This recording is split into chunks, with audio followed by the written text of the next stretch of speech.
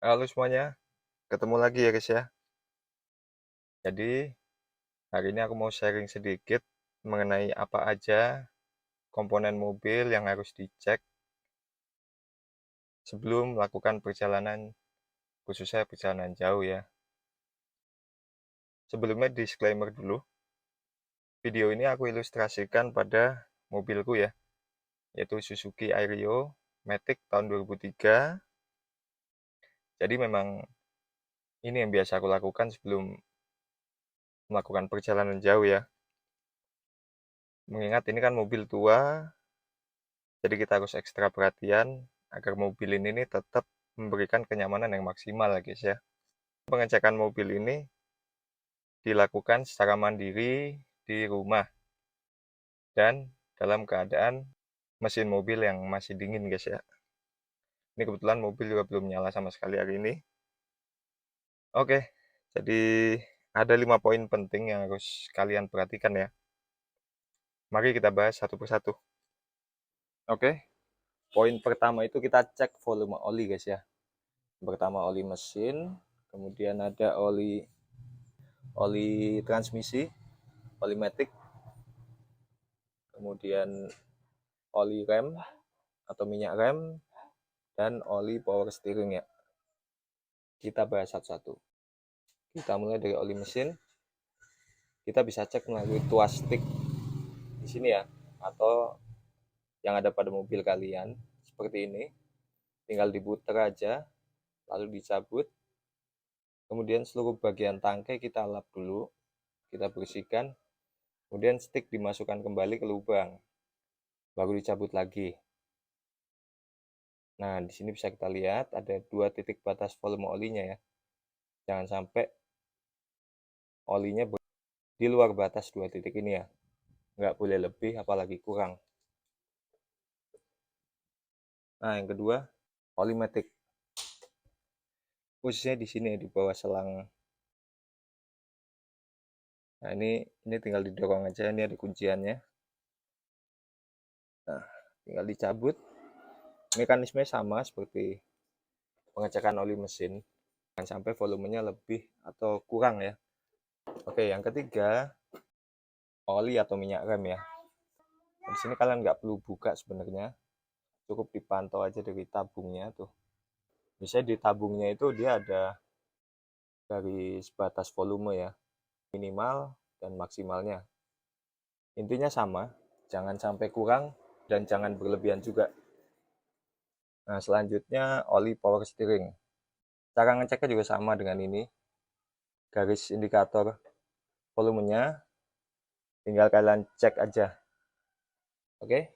Selanjutnya di poin kedua, pengecekan air ya.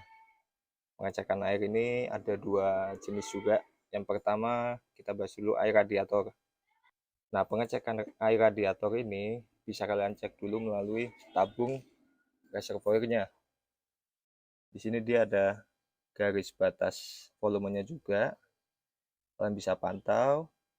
Nah, tapi karena ini posisi tabungnya juga sudah menguning, cek dari sini. Kalau kondisi radiator normal, seharusnya di sini nggak perlu kita cek. Tapi kalau posisi air di sini sudah berkurang, nah kita boleh cek di sini apakah ada kurangan air atau enggak. Atau jika memang di sini ada pengurangan yang signifikan, kalian bisa cek di sekitar radiator apakah ada kebocoran atau rembes. Karena radiator ini salah satu nyawa penting sebuah mobil guys ya. Yang kedua, air wiper. Ini juga nggak kalah penting karena kalau mobil kalian di jalan posisi kotor sekali, kalau nggak ada air wiper ini bisa membahayakan juga. Nah, pengecekannya di sini kalau di mobil ini dia menggunakan stick lentur berbahan plastik guys ya. Garis batasnya di sini, jadi volume disesuaikan aja. Oke, itu ya pembahasan mengenai aki atau baterai maupun komponen kelistrikan basicnya ya. Oke, aku contohkan pada aki mobilku, aki basah. Pengecekannya bisa dilihat dari sini di lubang kecil ini dia akan ada warnanya, tinggal disesuaikan dengan keterangan yang ada di sini.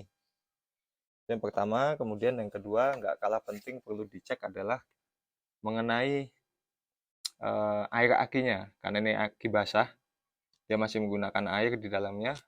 Ini ada garis batas volumenya ya. Tinggal kita cek, jangan sampai kurang. Selain itu kita juga bisa ngecek tegangan aki ini ya. Cara simpelnya aku contohkan seperti ini. Nah, aku biasa ngecek tegangan aki mobil itu pakai ini guys ya, alat ini. Ini dijual di marketplace banyak, murah, dan dia gampang, tinggal dicolokin di sini aja. Nanti mobil dikontak atau dinyalakan, nanti dia akan langsung membaca berapa tegangan akinya. Gitu guys ya. Sesimpel itu aja. Kemudian jangan lupa kita cek ke bagian sekring maupun relay ya. Nah, kebetulan untuk sekring Aerio ini ada di sini. Kita cek, kita pastikan satu persatu, nggak ada yang korosi, nggak ada yang meleleh, dan sebagainya lah. Oke, jangan sampai ada kerusakan. Kalau perlu kita bersihkan. Untuk pengecekan relay di sini, ini juga sama ya. Kita cek satu persatu, jangan sampai ada kerusakan di sini, karena itu cukup penting. Oke, lanjut poin keempat, kita cek ke bagian fan belt ya, atau tali kipas. Nah, ini kalian bisa cek, dilihat ya secara kasat mata teksturnya itu gimana, atau kalian pegang seperti ini. Kalau sekiranya dia teksturnya atau dirasa itu udah seperti karet yang mau putus, karet getas gitu, udah mulai ada retak-retak kecil gitu, nah itu kalian harus waspada guys. Atau kalian bisa cek sambil nyalakan mesin mobil, jadi dia akan berputar dan kalian bisa amati lebih lanjut. Kebetulan nih kemarin habis dibawa ke bengkel, jadi sudah dipastikan aman. Karena kalau sampai amit-amit fan belt ini putus di jalan, nah ini fatal di mesin guys. Dia punya dampak ke komponen-komponen lain juga, bisa sampai turun mesin.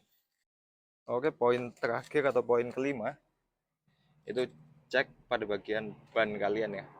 Cek ketebalannya, jangan lupa cek juga tekanan angin bannya. Bisa dilihat di tuh.